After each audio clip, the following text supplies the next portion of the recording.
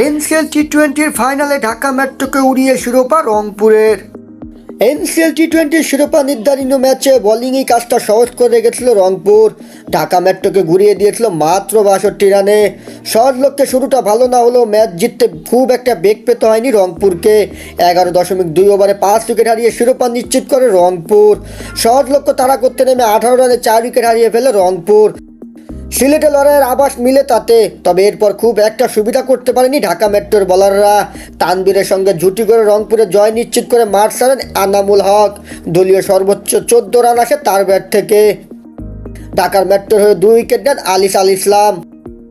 এর আগে টসে জিতে ঢাকা মেট্রোকে ব্যাট করতে পাঠিয়ে চেপে ধরে রংপুরের বোলাররা। রংপুরের বোলিং তবে মুখে সুবিধা করতে পারেনি ঢাকার কোনো ব্যাটার। শেষ পর্যন্ত 16.3 ওভারে 62 রান অল আউট হয় ঢাকা, যেখানে দলীয় সর্বোচ্চ 14 রান আসে শামসুর রহমানের ব্যাট থেকে। রংপুরের বোলারদের মধ্যে 3টি করে উইকেট নেন মফিদুল ইসলাম মুগ্ধ, আলাউদ্দিন বাবু।